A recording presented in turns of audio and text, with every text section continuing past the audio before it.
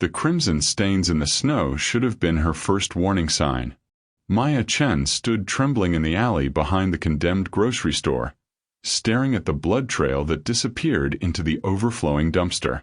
The Chicago blizzard screamed through the narrow passage between buildings, the coldest night in the city's recorded history, but all she could hear was her own heartbeat, the stubborn rhythm that had kept her alive through 3 winters on the streets. What she found that night would change her life in ways that no foster home, no social worker, no amount of survival could ever prepare her for.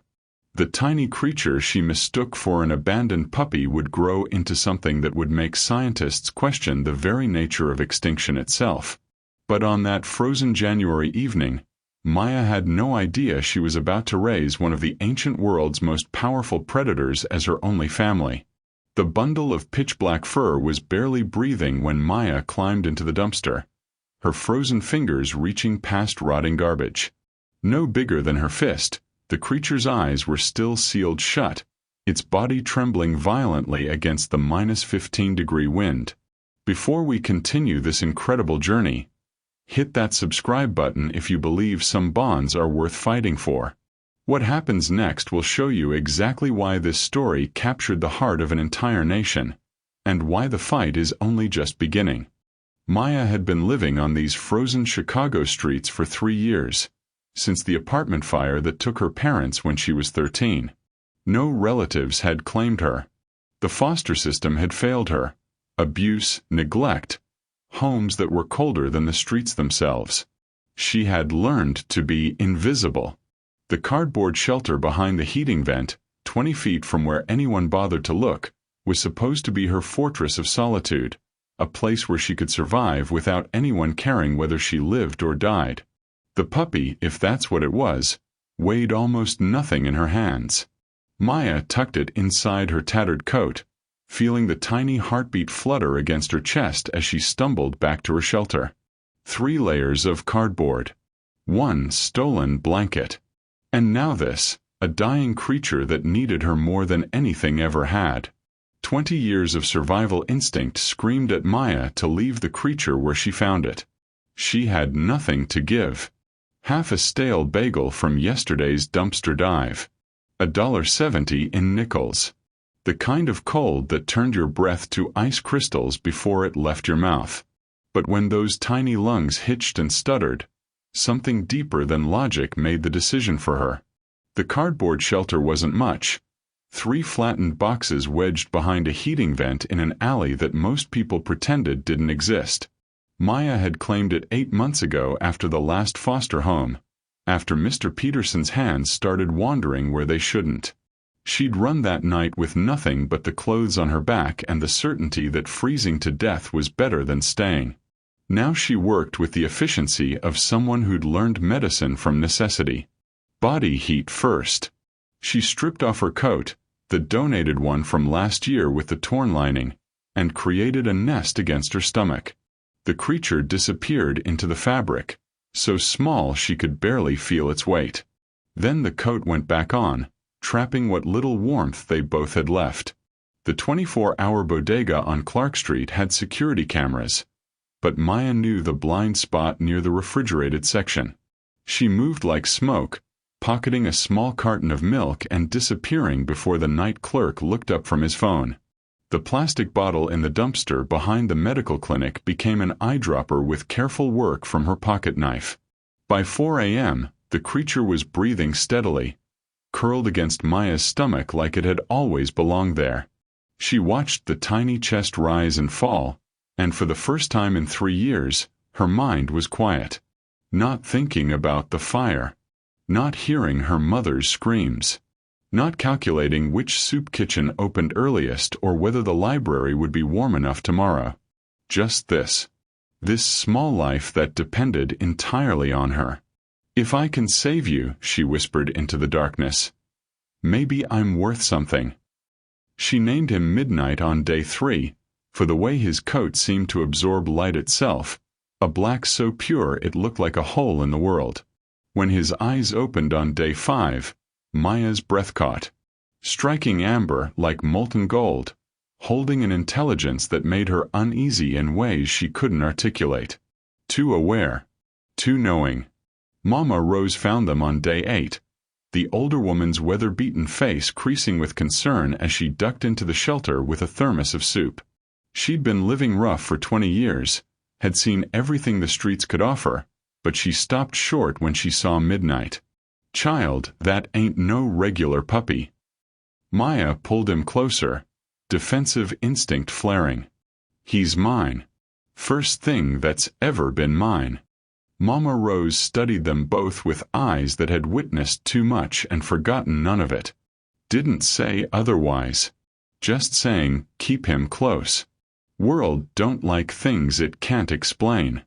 By week 2, Midnight was the size of a small cat, his growth so rapid that Maya started hiding him under her coat when Carlos stopped by.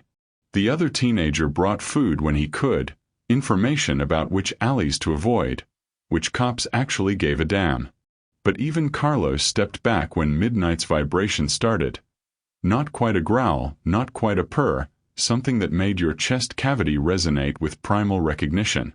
Midnight learned Maya's routine within days.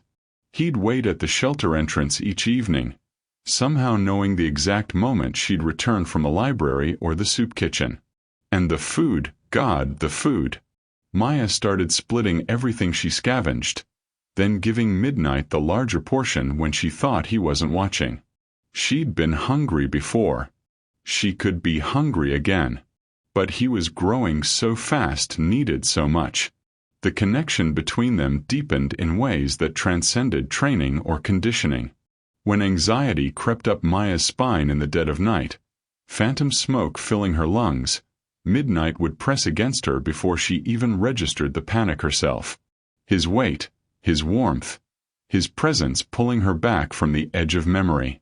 "We're survivors," she told him one frozen midnight, her fingers buried in fur that seemed impossibly thick for something so young. "Both of us. Nobody wanted us, but we're still here." Midnight's amber eyes caught the distant streetlight, and for just a moment, Maya could have sworn she saw something ancient looking back. Something that had survived when everything else had died. Something that understood cold and loss and the fierce determination to live when the world said you shouldn't. Something that would never, ever leave her. By week 4, Midnight was the size of a medium dog, and Maya had stopped making excuses. His paws were enormous, dinner plate wide, and when he walked, the concrete seemed to register his weight in ways that made her stomach twist. This wasn't puppy clumsiness growing into coordination. This was something else entirely. Week 6 brought Carlos to the shelter with groceries and a face full of concern. Midnight had reached the size of a large dog, his chest so deep and powerful that he had to duck to fit through the cardboard entrance. Carlos stayed by the alley mouth, wouldn't come closer. "Maya, that thing is getting scary big." "He's not a thing." The defensiveness came automatic now, sharp as broken glass. "I'm not trying to." Carlos ran a hand through his hair, frustrated. "I'm just saying, people are talking.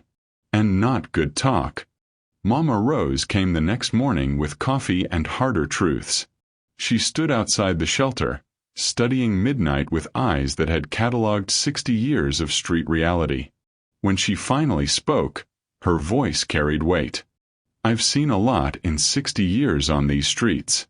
Never seen nothin' like that."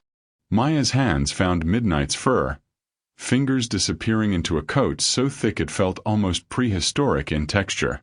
Not the soft fluff of a puppy, but something denser, built for climates that didn't exist anymore. His teeth had developed wrong. Too long, too sharp, the canines extending well past what any domestic breed should have. And the vibration. God, the vibration had intensified into a low, primal frequency that made people's instincts scream predator before their conscious mind could catch up. The other dogs in the neighborhood knew. When Maya walked Midnight past the park where the housed people brought their pets, every animal either submitted immediately or lost their minds with terror. The Rottweiler that had made other owners cross the street took one look at Midnight and belly crawled behind its owner's legs. The library became Maya's obsession. She'd slip in during the morning rush, claim a computer in the back corner, and search with the desperation of someone who needed answers but feared what she'd find. Large black dog breeds, wolf hybrids, extinct canines. The dire wolf article loaded with an image that made her blood freeze. Canis dirus, extinct for 10,000 years. Prehistoric apex predator of the Ice Age. And staring back at her from the screen was Midnight's face. The massive skull structure, the powerful build, the specific pattern of teeth designed for gripping and tearing prey that no longer walked the earth. "Impossible," she whispered to the empty library corner. "They're extinct. He's just big." But she stole 3 books on extinct megafauna anyway, hiding them in her shelter under the blanket, reading by flashlight until her eyes burned. Each page made the denial harder to maintain. Week 7 brought the drunk man and the breaking point. Maya had been sorting through the dumpster behind the Chinese restaurant when he appeared, swaying and mean, demanding money she didn't have. She'd backed against the brick wall, calculating whether she could run, when Midnight materialized from the shadows. The vibration that emerged from his chest sounded like thunder trapped in a cathedral. Deep enough to rattle your bones. Ancient enough to reach into the lizard part of your brain and whisper, "This is how your ancestors died." The man fled without Midnight showing a single tooth. Maya sank to the ground, shaking. "You're protecting me." The realization broke something open in her chest. Nobody's ever protected me. Midnight hunted now. Not playfully, but with surgical precision that spoke of instincts refined over millennia. Rats disappeared from the alleys around their shelter, each kill clean and professional. He'd bring them back, lay them at Maya's feet like offerings. She'd cook them over the trash fire she built in the abandoned lot, and they'd eat together. Girl and creature, both surviving on the margins of a world that had no place for them. The coldest nights became bearable only because of Midnight's body heat. He'd curl around her, massive now, his warmth keeping hypothermia at bay when the wind howled through the cardboard walls. Maya would read her stolen books, one hand always buried in his fur, and Midnight would lay his enormous head in her lap, those amber eyes tracking every word like he understood. And maybe he did. He responded to complex instructions, anticipated her needs before she voiced them. When anxiety seized her, and it still did, phantom smoke and phantom screams, Midnight would lean his full weight against her, grounding her to reality with presence that asked nothing but offered everything. "I don't care what you are," Maya told him one midnight. The book on Ice Age predators opened to an artist's rendering that looked exactly like the creature protecting her. "You're mine and I'm yours." Midnight's answering vibration resonated through her entire body, a sound that belonged to an era when things like loyalty meant survival, and family was whoever chose to stay when everything else had died. By week 16, Midnight had grown to the size of a small pony, 150 pounds of muscle that moved with a grace that defied physics. Maya had stopped going to the soup kitchens 2 weeks earlier. The stares had become too much, the whispers too loud, the fear too palpable. They'd moved deeper into the abandoned industrial district where the city pretended the buildings didn't exist and the people inside them even less. The late winter evening carried that particular kind of cold that felt personal, vindictive.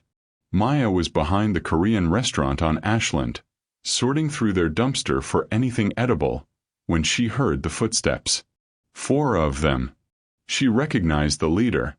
Tommy something, dealt drugs out of the laundromat, had a reputation for cruelty that made even other street people nervous. Little street rat. All alone out here. The alley was a dead end. Maya's survival instincts cataloged exits in half a second. None. The brick wall pressed against her back as the men formed a semicircle, blocking any chance of running. Tommy's smile had nothing human in it. "Please. I don't have anything. We'll see about that." His hand shot out, fingers closing around her arm like a vice, and Maya felt the world tilt sideways into the kind of terror she'd last felt when smoke filled her childhood bedroom. Then midnight emerged from the shadows. In daylight, people saw a large black dog. Unusual, yes, but explainable. Something their mind could catalog and dismiss. But in the alley darkness, with only the distant streetlight painting edges in silver, they saw what Maya had been denying for weeks. They saw truth. Midnight stepped into the dim light, and he was massive, primordial, wrong in every way that mattered to a human brain desperate to make sense of predator and prey. Not dog. Not wolf. Something that belonged in museums, in textbooks, in eras when megafauna ruled and humans huddled around fires hoping to survive the night. The size of a small horse. Eyes that glowed like amber fire, catching light in ways that modern animals' eyes simply didn't. And when his lips pulled back, revealing teeth that belonged in nightmares, 4-inch canines designed for prey that had been extinct as long as he should have been, the vibration that came from his chest wasn't animal communication. It was a roar from the bottom of time itself, a sound that reached past consciousness, past civilization, into the part of the human brain that remembered when we weren't apex predators. When we were food. The men froze. Pure instinctual terror locked their muscles, overriding every thought except one: run or die. Midnight didn't attack. He didn't need to. He simply positioned himself between Maya and the threat, his massive body a declaration that required no translation. Touch her and die. Every line of his posture, every tone of that impossible sound, every gleam of those prehistoric teeth carried the same message. Tommy broke first. Then the others scattered like birds before a storm, their footsteps echoing off brick walls as they fled. One of them dropped something, the glow of a phone screen face up on the pavement, still recording. Midnight turned, and the transformation was instantaneous. The ancient predator dissolved back into gentle giant, nuzzling Maya's shaking hands with a tenderness that made her chest ache. She collapsed, adrenaline draining out of her system like blood from a wound. Midnight lay down beside her, and she leaned into his massive bulk, feeling his heartbeat through for thick enough to survive ice ages. Her voice came out barely a whisper. "What are you really?" Those amber eyes met hers, and in them she saw something that transcended language. "Does it matter? I'm yours." She buried her face in his neck, her tears disappearing into fur that absorbed everything. Light, warmth, fear. I know what you are.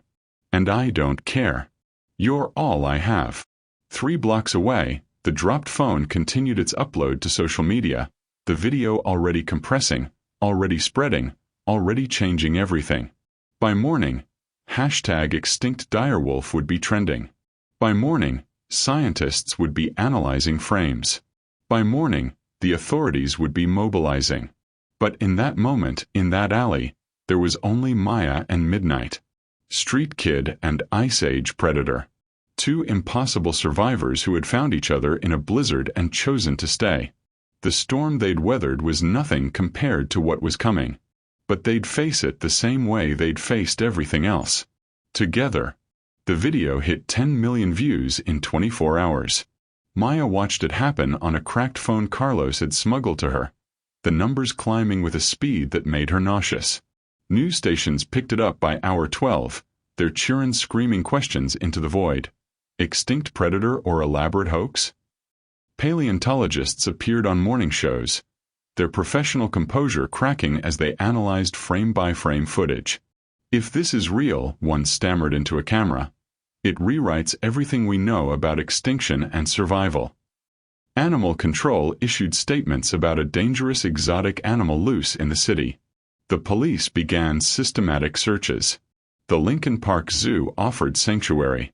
3 different university research facilities made competing claims. And the cryptozoologists. The cryptozoologists descended on Chicago like locusts, flooding social media with theories that ranged from plausible to insane. Maya and Midnight went deeper. The abandoned warehouse district had layers, ruins within ruins. places where the city's infrastructure had collapsed into itself decades ago and been forgotten. Mama Rose found them on day 3, bringing supplies and warnings in equal measure. "They're looking for you, baby." Every news station in the country has that video.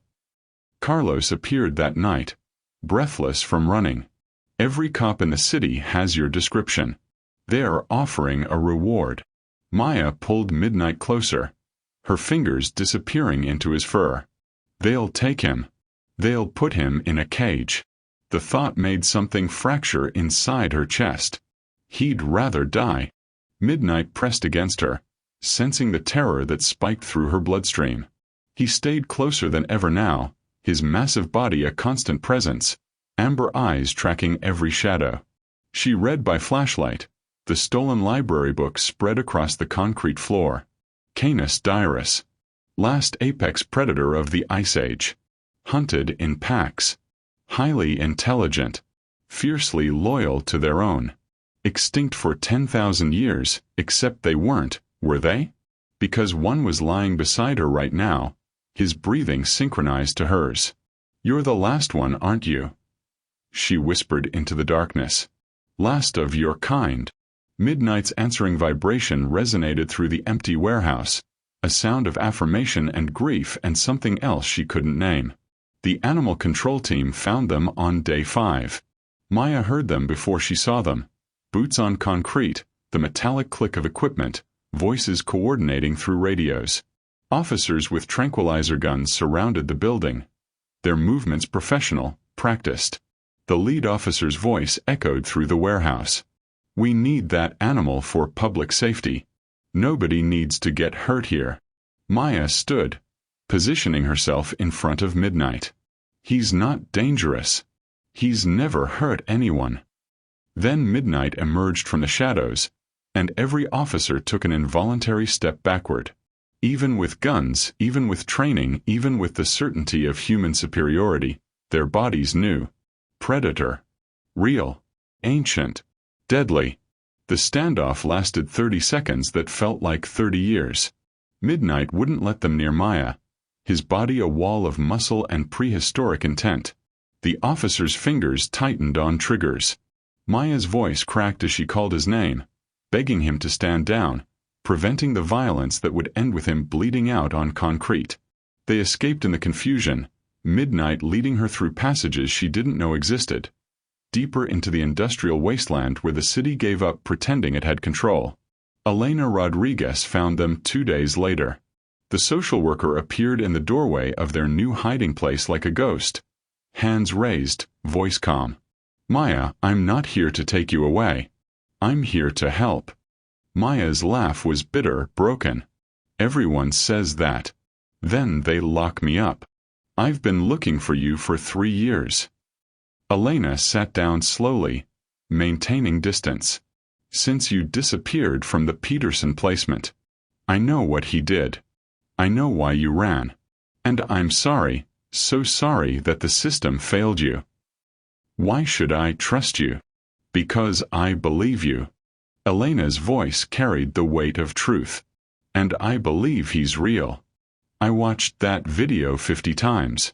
I've read the paleontologist reports. Maya, if you run, they'll find you eventually. And when they do, you'll have no rights, no voice, no protection. Let me try to fight for you. Both of you." Midnight's head rested on Maya's lap, his amber eyes studying Elena with an intelligence that made the social worker's breath catch. "If I let you help," Maya's voice shook, "and they take him anyway, then at least we tried." Elena pulled out a folder. "But I know a lawyer. And a judge. And Maya, the whole world is watching. That gives us leverage." The reluctant alliance formed in that moment, built on desperation and the thin hope that sometimes, maybe, the system could be made to bend. The legal battle was about to begin. Dr. Maya Chen demanded evidence before she'd risk her reputation. Elena arranged the meeting in an abandoned CTA subway tunnel, the kind of place the city had sealed off and forgotten decades ago. Chen arrived with a duffel bag of equipment and the skeptical confidence of someone who'd spent 20 years studying bones that would never walk again. Her expertise was Pleistocene megafauna, specifically Canis dirus. She'd written 3 books on the subject, lectured at universities worldwide, and could identify a dire wolf femur from 50 feet away in bad lighting. She'd devoted her entire career to creatures that existed only in the fossil record. Then Midnight stepped into the beam of her flashlight, and her professional composure shattered like ice under pressure. This is... Her voice failed. She tried again. This is impossible. Canis dirus went extinct 10,000 years ago. But impossible was breathing in front of her, amber eyes reflecting light in patterns she'd only seen in prehistoric specimens. Maya's hand rested on Midnight's shoulder, feeling the tension in his muscles, the wariness of being studied like something in a laboratory. "He'll let you examine him," Maya said quietly. "For me. But you touch him with anything that hurts and we're gone." The physical examination took 2 hours. Chen's hand shook as she measured skull structure, checked dental patterns, assessed bone density and muscle attachment points. Every marker matched. The specific shape of the zygomatic arch, the sagittal crest development indicating massive jaw muscles, the carnassial teeth designed for shearing meat from prey that hadn't walked the earth since the last ice age ended. "May I take a DNA sample?" Chen's voice had gone hoarse. "Just a cheek swab. It won't hurt." Midnight allowed it, his eyes never leaving Maya's face, trusting her judgment in ways that made Chen's scientific objectivity crack at the edges. The week waiting for results felt like drowning in slow motion. Maya and Midnight moved locations 3 times, staying ahead of the search teams that continued to comb the industrial district. Elena brought food, updates, and a cautious optimism that Maya couldn't quite share. When Chen's report came back, it broke the internet before it broke the scientific community. Genuine Canis dirus. Impossible but confirmed. Not a clone. Not a hybrid. Pure bloodline specimen with DNA that matched fossil records with 99.7% accuracy. Chen's theory suggested a remnant population surviving in extreme isolation. Arctic regions, perhaps, or remote mountain valleys where humans never ventured. Midnight had somehow been separated, abandoned, or lost, ending up in a Chicago dumpster through circumstances they might never understand. The scientific community descended into controlled chaos. "Living fossil changes everything," the journals proclaimed. By evening, every major news outlet had the story. "Scientists confirm, extinct dire wolf living in Chicago." Then the claims started rolling in. The Field Museum of Natural History issued a statement declaring Midnight belonged in their collection, a living link to the Pleistocene that could revolutionize paleontology. 3 research universities filed competing claims, arguing he must be studied for the benefit of science.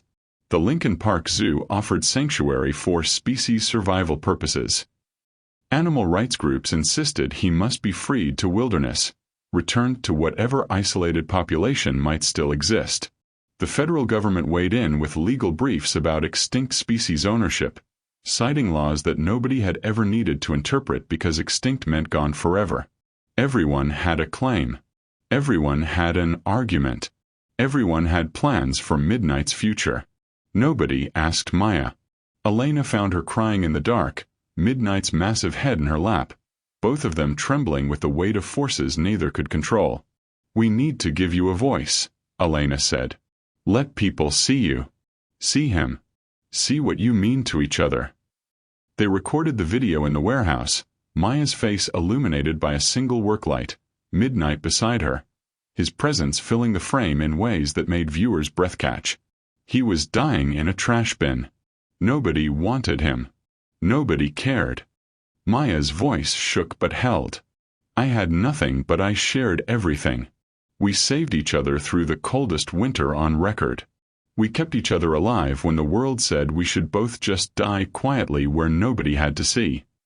She paused, tears tracking through the dirt on her face. "You can't take him just because scientists think he's interesting. He's not a specimen. He's not a research opportunity. He's not property to be divided up by people who never wondered if he was cold or hungry or scared. He's my family. The only family I've ever had who chose me. Midnight's amber eyes found the camera, and for 3 seconds, 10 million viewers felt what it meant to be seen by something ancient and aware and utterly loyal. The video went viral in hours. Hashtag Let Maya Keep Midnight trended worldwide. Public opinion fractured along predictable lines. Those who saw a homeless girl fighting for love, and those who saw scientific importance overriding individual attachment. The battleground was set. The legal nightmare was just beginning. And somewhere in the ruins of industrial Chicago, a girl and an impossible creature waited to see if the world would let them stay together. The Chicago police joined the search on day 3, reclassifying the situation from animal control issue to public safety crisis. Exotic dangerous animal became the official designation, which meant tranquilizer teams, thermal imaging equipment, drones with infrared cameras, and coordinated sweeps through the abandoned districts that Maya had called home for 3 years. They moved constantly now. A different building every night, sometimes 2 if Midnight's senses picked up the search teams before Maya's eyes could. The food ran out. Winter refused to release its grip on the city, and Maya's supplies dwindled to nothing. She'd survived on scraps before, but now there was no time to scavenge, no safe moment to risk the soup kitchens or the bodega with a blind spot. Midnight hunted. Pigeons from the rafters of collapsed warehouses. Rats from the steam tunnels beneath the streets. He'd bring them back to wherever they were hiding, laying them at Maya's feet with a gentleness that contradicted everything the news was saying about dangerous predators. She'd cook them over makeshift fires, eating meat that 3 months ago would have made her stomach turn. The role had reversed. The creature she'd saved was now keeping her alive. The near capture at the old factory came without warning. Thermal imaging had picked up their heat signatures through the walls, and the teams converged with military precision. But Midnight's senses detected them 30 seconds before the doors burst open. Enough time to grab Maya and disappear through a gap in the floor she'd never seen, down into tunnels that smelled of rust and forgotten steam. He led her through the darkness, navigating the modern ruins with instincts that had been refined over millennia for entirely different terrain. But survival was survival, whether in Ice Age tundra or industrial wasteland. Maya followed, her hand buried in his fur, trusting completely. "You're a survivor," she whispered as they emerged 3 blocks away, both breathing hard. "Just like me." The police pressure on the street community intensified. They questioned everyone, threatened charges for harboring, for obstruction, for anything that might break the silence. Mama Rose held out for 5 days before they arrested her outside the shelter on State Street. Carlos watched from across the street, helpless, as they put her in the back of the cruiser. Before the door closed, Mama Rose caught his eye and mouthed words he had to read twice to believe. "Tell Maya, West Side, the old theater." She was giving them a false lead, buying time with her freedom. Maya watched from a rooftop 4 blocks away, Carlos's text burning on the cracked phone screen. The guilt threatened to crush her lungs. "Everyone who helps me gets hurt," she told Midnight, her voice breaking. "Maybe they're right. Maybe you'd be safer without me." Midnight's response was to press his entire weight against her, nearly knocking her over, his rumble vibrating through her chest in patterns that felt like language. "Never. You're mine." Elena found them 2 days later in the shell of a printing factory, her face drawn with exhaustion and determination. "Court hearing in 3 days. They're going to decide Midnight's fate, and yours." Maya's stomach dropped. What if we just disappear? Leave Chicago? There's got to be somewhere. They'll find you. Elena sat down on the concrete, maintaining the careful distance she'd learned Midnight required. The whole country is looking now. Maybe the whole world. And Maya, you deserve better than running forever. You deserve a voice, a chance, a life that isn't just survival. "I don't know how to do anything else." "Then let me teach you." Let me help you fight. Elena pulled out folders, legal documents that represented weeks of work. The judge is Maria Santos. She's known for unconventional rulings. There's precedent, not much, but some for therapeutic animal bonds overriding typical regulations. If we can prove that separating you would cause irreparable harm to both of you. It would kill us, Maya said simply. Maybe not physically, but everything that matters would die. Midnight laid his massive head on Maya's lap, those amber eyes holding a trust so complete it made Elena's throat tight. He'd chosen this girl. Chosen her over wilderness, over his own kind if they still existed somewhere, over every instinct that should have sent him running from human civilization. Maya's fingers traced the shape of his skull, the prominent sagittal crest, the powerful jaw muscles, all the markers that Dr. Chen had catalogued with shaking hands. This was an apex predator from an extinct era. This was a creature that shouldn't exist. And he was hers. And she was his. Okay, Maya whispered, the word costing everything. We'll face them. Together. Elena's exhale carried the weight of relief and terror in equal measure. 3 days.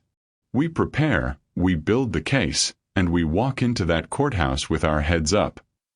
And if we lose, then at least we fought. Elena met Maya's eyes. But we're not going to lose. Midnight's rumble suggested he agreed. Or perhaps it was a promise. That whatever happened, wherever they sent him, he would find his way back to the girl who'd shared her last piece of bread with a dying creature in a trash bin. Some bonds, his ancient eyes said, transcended laws written by people who'd never had to choose between survival and love.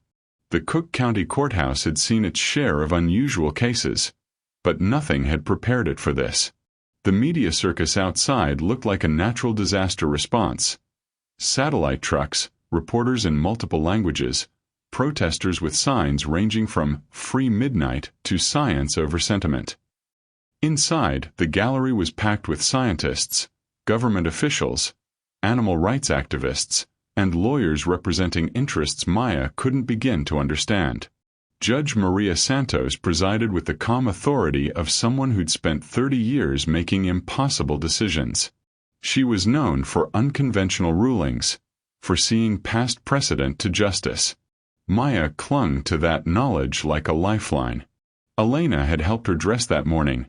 Donated clothes that fit wrong made her feel like an imposter. Midnight was outside in a secure transport vehicle, sedated enough to keep him calm but not unconscious. Maya could feel his absence like a missing limb. Dr. Harrison from the Field Museum presented first, his voice carrying the weight of institutional authority. This specimen represents incalculable scientific value, a living link to the Pleistocene epoch. He belongs in a research facility where he can be properly studied, where the knowledge gained could benefit all humanity. He gestured dismissively toward Maya. The girl is a minor. She cannot make decisions of this magnitude. Animal Control's attorney was more direct. Public safety must be paramount. An apex predator in an urban environment presents unacceptable danger. There is no precedent for private ownership of an extinct species. The animal must be relocated to a controlled environment where proper protocols can be maintained. Social services painted Maya as the victim. This young woman needs a proper home, education, stability. Her attachment to the animal is clearly a trauma response to years of neglect and abuse. Foster placement with appropriate therapy is what's best for her. We cannot allow a homeless minor to keep a dangerous animal simply because she's formed an emotional attachment. Each argument felt like a knife between Maya's ribs. They were carving her and Midnight into pieces, dividing them up among institutions that had never cared whether either of them lived or died. Then Elena stood. Maya Chen has cared for Midnight successfully for 5 months under conditions that would break most adults. There have been 0 incidents of aggression toward humans. Midnight is docile, protective, and bonded specifically to Maya in ways that Dr. Chen will explain. Dr. Sarah Chen took the stand, her scientific credentials lending weight to words that sounded almost mystical. Dire wolves were pack animals, highly social, intensely loyal, with complex emotional lives that rivaled primates. Midnight has imprinted on Maya as his pack. Breaking that bond wouldn't just be cruel, it would be psychologically devastating to both of them. We'd be destroying something we barely understand in the name of study. Then it was Maya's turn. The walk to the witness stand felt miles long, every eye in the courtroom tracking her movement. Judge Santos's face was unreadable but not unkind. "Tell me, in your own words, about Midnight." Maya's voice shook. "I found him dying in a trash bin during the coldest night on record. He was so small. I had half a bagel and one blanket, and I gave him both because—" Her throat closed. "Because nobody ever gave me anything. Nobody ever chose me. And I thought maybe if I could save him, I'd be worth something." The courtroom was silent except for the sound of someone's pen scratching notes. "We kept each other alive. When I had nothing, I gave him everything. When food ran out, he hunted for me. When I was scared, he stayed. When everyone said I was worthless, he looked at me like I was his whole world." Tears streamed down her face.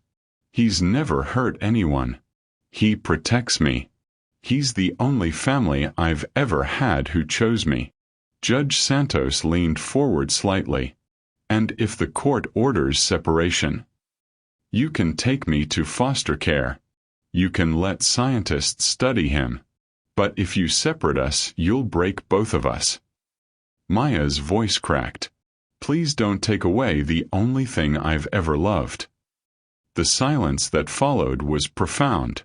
Even Dr. Harrison had the grace to look uncomfortable.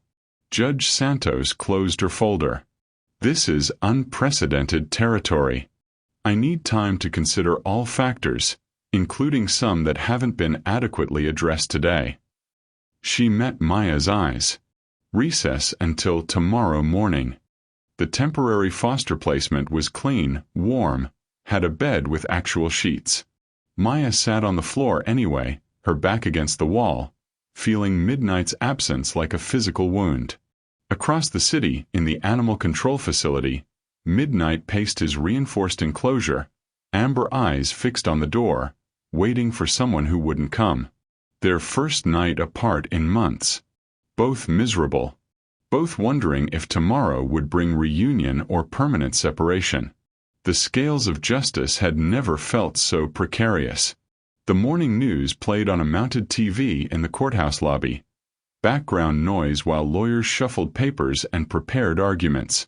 Maya barely registered it until the breaking news churn flashed red. "Fire in abandoned warehouse district. Multiple casualties feared." The camera cut to aerial footage, and Maya's blood turned to ice. She knew that building. Had hidden there for 2 weeks last November. Knew the layout, the weak floors, the basement where the homeless families sheltered because the heating pipes still carried warmth. "Those are my people," she whispered, already moving toward the door. "Kids like me." Elena grabbed her arm.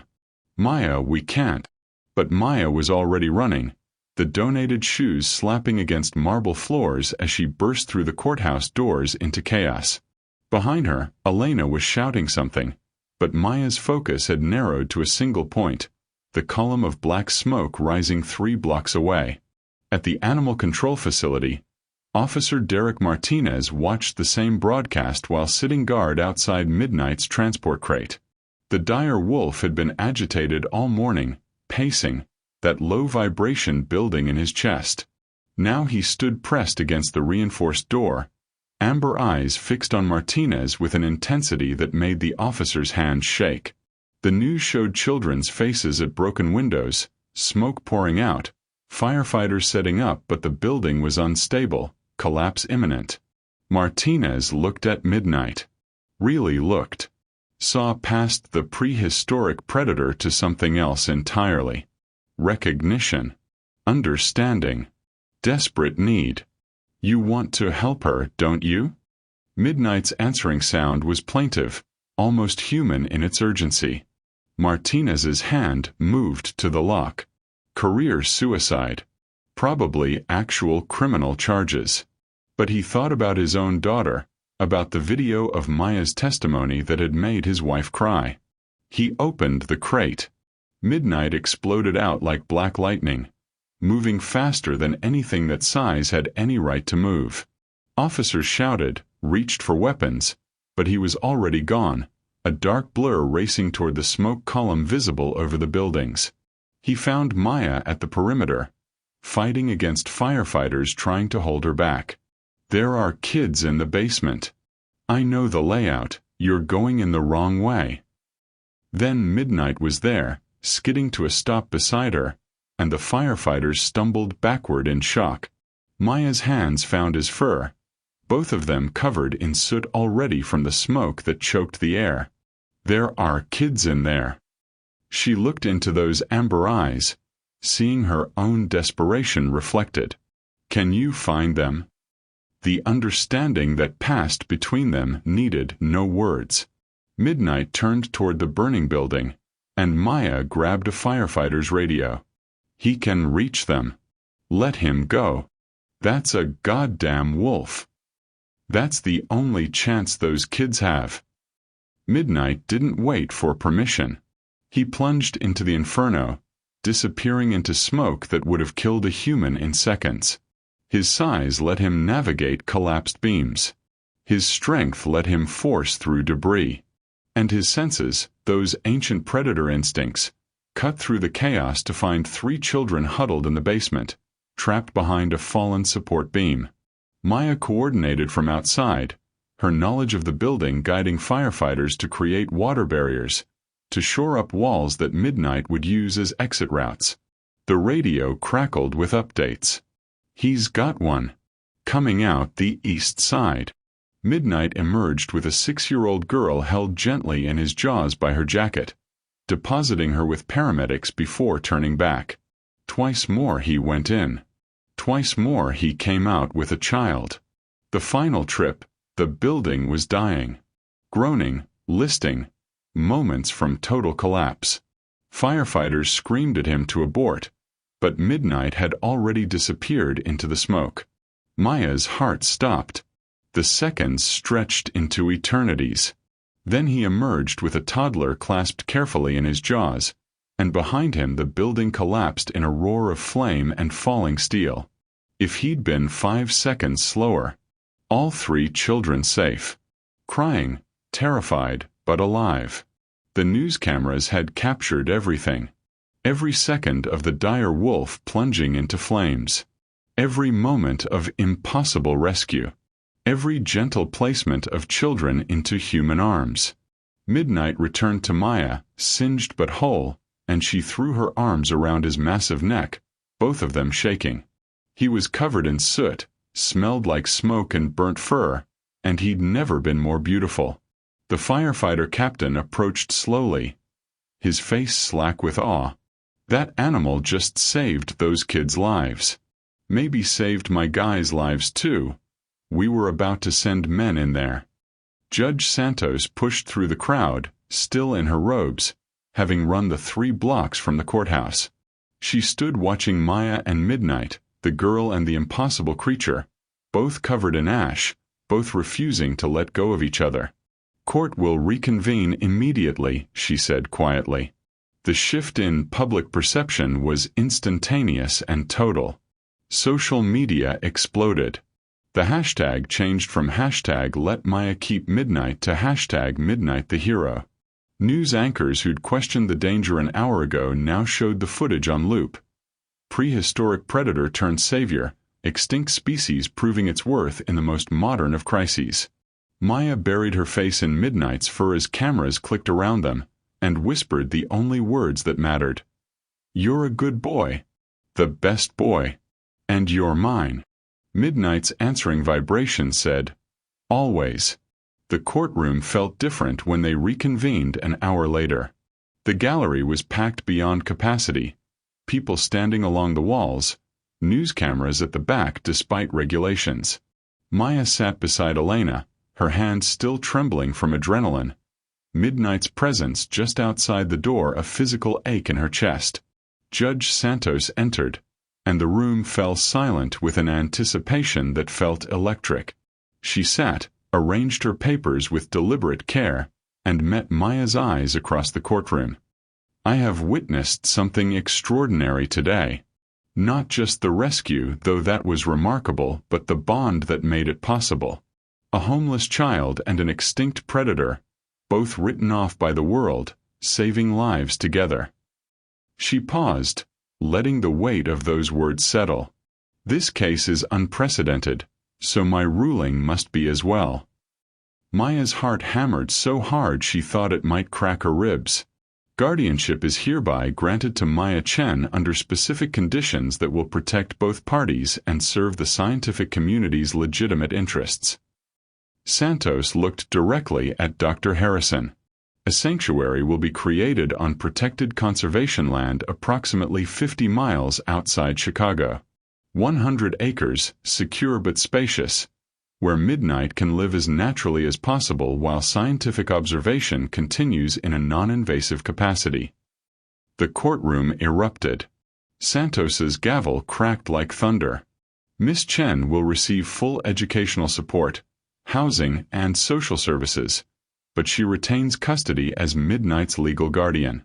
This is the first case of human guardianship of an extinct species, and it will be closely monitored. Her voice softened.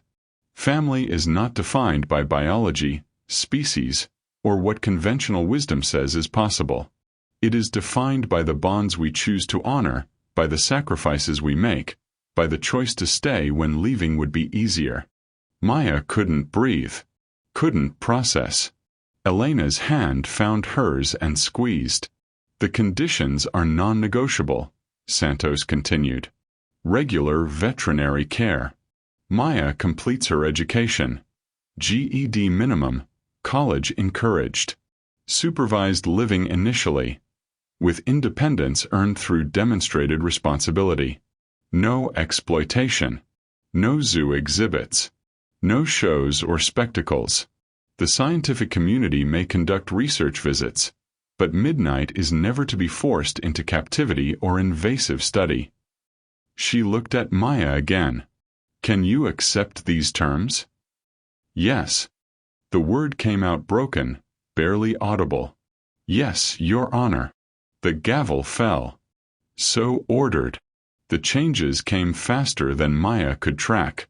Elena became her official social worker and advocate, navigating systems that had failed Maya for years but now bent to accommodate the girl who'd captured the world's attention. Mama Rose was released within hours, all charges dropped, and offered subsidized housing through a program that suddenly had funding. She cried when Elena told her, 60 years of street-hardened composure finally cracking. Public donations flooded in. Architects volunteered designs for the sanctuary. Construction crews worked pro bono. Within weeks, the land was acquired, rolling forest with a stream, open meadows, den-like shelters that could withstand Chicago winters. Dr. Chen assembled a research team committed to non-invasive observation. Scientists who understood they were witnessing something more valuable than any data they could extract. The media access was strictly controlled. No cameras on the property without written permission. No revealing the exact location. Privacy protected by court order and public sentiment that had shifted so completely that journalists who violated the terms faced instant backlash. Maya stood at the sanctuary's entrance 4 weeks after the ruling, Midnight beside her, both of them staring at land that was somehow theirs. A cabin waited in the clearing. Small, warm, with a bed that had sheets and a kitchen with food and windows that looked out on forest instead of alleys. "We have a home," she whispered, the concept still foreign on her tongue. Midnight's response was to take off running, a black blur across the meadow, finally able to move without walls or limits or the constant threat of capture. He ran in wide circles, that ancient joy breaking through millennia of extinction. and Maya laughed until she cried. Elena stood back, giving them space, watching transformation happen in real time. This was what the system was supposed to do: protect the vulnerable, honor the bonds that mattered, create space for healing. Dr. Chen arrived that evening with her team, setting up observation posts at respectful distances. She found Maya sitting on the cabin's porch, Midnight's massive head in her lap, both watching the sunset paint the sky in colors neither had ever had time to notice before. "Thank you," Chen said quietly, "for letting us witness this." Maya's fingers traced the contours of Midnight's skull, those markers of impossible survival. "He saved me first. In that dumpster. Every day after." She looked up at the paleontologist. "I'm just glad the world finally sees what I always knew." "What's that?" "That extinct doesn't mean gone forever. That sometimes impossible things survive. And that family, real family, chooses you back." Midnight's amber eyes caught the dying light, ancient and aware and utterly content. Somewhere in the distant forest, night birds called. The stream whispered over stones. And in a small cabin on protected land, a girl who'd been invisible finally had a place where she could be seen. Where both of them could simply be. And that's it for today's video. If you enjoyed it or learned something new, make sure to hit that like button. It really helps support the channel. If you're new here, don't forget to subscribe and turn on notifications so you don't miss what's coming next. Drop your thoughts or questions in the comments. I'd love to hear from you. Thanks so much for watching, and I'll see you in the next one.